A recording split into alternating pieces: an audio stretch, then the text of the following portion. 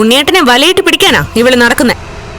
ഞാൻ അമ്മയാവാൻ പോകുന്ന വാർത്ത അറിഞ്ഞപ്പോ മുതൽ ഇവളുടെ മനസ്സ് ചാഞ്ചാടി കഴിഞ്ഞതാ. ഇത്തരം സംസാരങ്ങൾ നിർത്തിക്കോ നീ. നിർത്തിയില്ലെങ്കിൽ എന്ത് ചെയ്യൂടി? എന്റെയടി നീ അടിക്കോ? എന്ത് ചെയ്യും? ഞാൻ കേട്ടുകൊടുത്ത സംസാരങ്ങളൊക്കെ വില കുറഞ്ഞ ചിന്തകളുമായിട്ട് നടക്കുന്ന പലരും ഉണ്ട് ഈ വീടിനകത്ത്. അതെനിക്ക് ഈ വീടിനകത്ത് 2 മരുമക്കൾ വരുന്നതിന് മുൻപേ അറിയാം.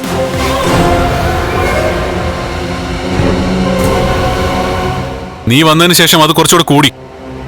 നിനക്ക് നിന്റെ ചേച്ചി വിശ്വാസമില്ലെങ്കിൽ എനിക്ക് നല്ല വിശ്വാസം അയാളെ.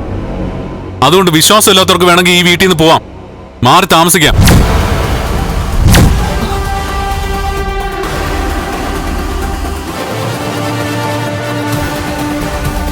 ഞാൻ പറഞ്ഞത് മനസ്സിലായോ? നിനക്ക് മഹിയെ വിശ്വാസമില്ലെങ്കിൽ ഉണ്ണിയെ കൊണ്ട് മാറി താമസിക്കാന്ന്. അത് പറയാൻ കണ്ണേട്ടൻ എന്താ അധികാരം? ഒരു വീടാവുമ്പോ തറവാട്ട് വക സ്വത്തുക്കൾ 3 മക്കളുണ്ടെങ്കിലേ 3 പേർക്കും അവകാശപ്പെട്ടതാ. അവകാശങ്ങളെയും അധികാരങ്ങളെയും പറ്റി ഞാൻ വളരെ നേരത്തെ പറഞ്ഞാണല്ലോ. അതെ, ആ പറഞ്ഞൊന്നും എനിക്ക് വിശ്വാസമായിട്ടില്ല. ഈ വീട്ടിലെ മൂത്ത ആളെന്ന നിലയില് കണ്ണേന് എല്ലാവരും അധികാരം കൂടുതൽ തന്നു കാണും. അതിന്റെ പേരിലേ ഉള്ളതെല്ലാം സ്വന്തമാണെന്ന് കരുതിയിട്ട് ആള് കളിക്കാൻ നിൽക്കരുത്. കണ്ണേട്ടാ പ്ലീസ്.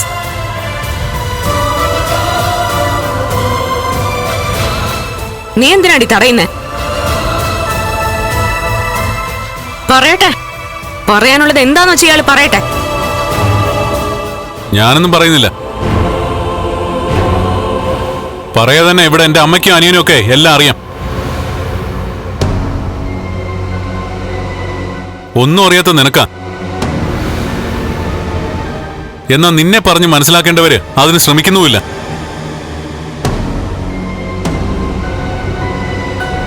ഞാൻ നിന്റെ വീട്ടിൽ പോയപ്പോ ഒരു കാര്യം പറഞ്ഞിരുന്നു. ഈ വീട്ടിൽ നിന്ന് ആരെങ്കിലും ഒക്കെ പുറത്തു പോവുകയാണെങ്കിൽ അതിൽ ഞങ്ങൾ ഉണ്ടാവില്ലെന്ന്. അത് തന്നെ എനിക്ക് ഇപ്പോഴും പറയാനുള്ളത്. ഇവിടെ ജീവിക്കുന്നുണ്ടെങ്കിൽ മര്യാദയ്ക്ക് എല്ലാവർക്കും ജീവിക്കാം. അല്ലെങ്കിൽ എനിക്ക് ചില കടുത്ത തീരുമാനങ്ങൾ എടുക്കേണ്ടി വരും. നിങ്ങളെ ജീവനോടെ കത്തിക്കുന്ന പ്രവൃത്തികളല്ലേ ഇവള് ചെയ്യുന്നത്? അങ്ങനെയെങ്കിൽ ഇവള് പുറത്തു പോണോന്ന് നിങ്ങൾക്ക് ഒരിക്കലും തോന്നിയിട്ടില്ലല്ലോ? ഇല്ല, തോന്നിയിട്ടില്ല, തോന്നുകയില്ല. ഈ വീടിനകത്ത് എല്ലാ അർത്ഥത്തിലും ജീവിക്കാൻ അർഹതയുള്ളവളാ എന്റെ ഭാര്യ. എനിക്ക് അത്ഭുതമാണ് കരുണയുടെ ഈ ചേച്ചി. വേറൊന്നും കൊണ്ടല്ല ഇയാളുടെ സ്വഭാവം ഇങ്ങനെ ആയത്. അതിന്റെ കാരണക്കാര് നീയും നിന്റെ അച്ഛനും മുത്തശ്ശിയൊക്കെ തന്നെയാ. സ്നേഹിക്കാനും മനസ്സിലാക്കാനും ഇയാൾക്കൊരു അമ്മ മാത്രമേ ഉണ്ടായിരുന്നുള്ളൂ. എന്നാല് ആ അമ്മ കൊടുക്കുന്ന ലാളനയുടെ ഇരട്ടി വേദനിപ്പിച്ചിട്ടുണ്ട് നീയും നിന്റെ അച്ഛനും മുത്തശ്ശിയും കൂടെ.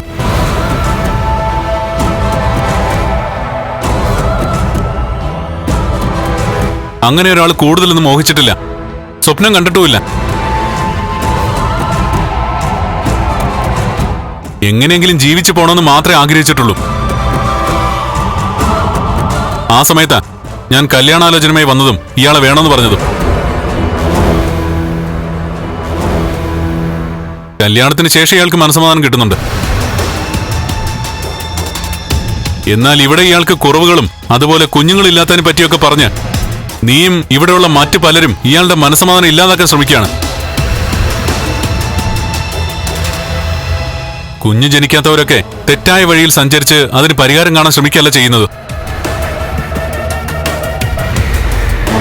സ്വന്തം കുറവുകൾ മനസ്സിലാക്കി അതുമായി പൊരുത്തപ്പെട്ടു പോകാനാ താല്പര്യം കാണിക്കുന്നത്. ഒരുപക്ഷെ ഇയാളുടെ വിധി നിനക്കായിരുന്നെങ്കിൽ നീ ചിലപ്പോ വഴിവിട്ട് സഞ്ചരിച്ചേനെ. അനാവശ്യം പറയരുത്. പിന്നെ നിനക്ക് പറയാമോ?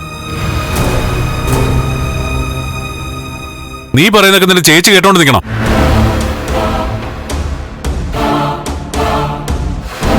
ഞാനിപ്പോ പറയുന്നത് കേട്ടിട്ട് നിനക്ക് പൊള്ളിയെങ്കില് അതിന്റെ 1000 മടങ്ങ് ചൂടുള്ള വാക്കുകളാ നീ ഇയാളെ പറ്റി പറയുന്നത്. എന്റെ ഭാഗത്തെ ശരികൾ തെറ്റാക്കാൻ കണ്ണേട്ടന് വലിയ മിടുക്കാം. എന്നാൽ നിങ്ങൾ ഒരിക്കലും നിങ്ങളുടെ ഭാര്യയുടെ ഭാഗത്തുള്ള തെറ്റുകൾ മനസ്സിലാക്കില്ല. ഇയാൾ എന്ത് തെറ്റാ ചെയ്ത്? എടാ മോനെ, അമ്മ മിണ്ടരുത്. എന്റെ ഭാര്യയുടെ പ്രവൃത്തി കൊണ്ട് നൊന്തത് ഇവൾക്കാണ്.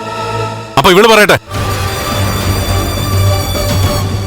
എല്ലാം കേട്ടെന്നല്ലേ കണ്ണേട്ടൻ പറഞ്ഞത്? പിന്നെ എന്തിനാ ഇനി പറയുന്നേ? ഉണ്ണി എന്റെ അനിയനാ. ഇവന് ഏട്ടത്തിയമ്മ എന്റെ ഭാര്യ.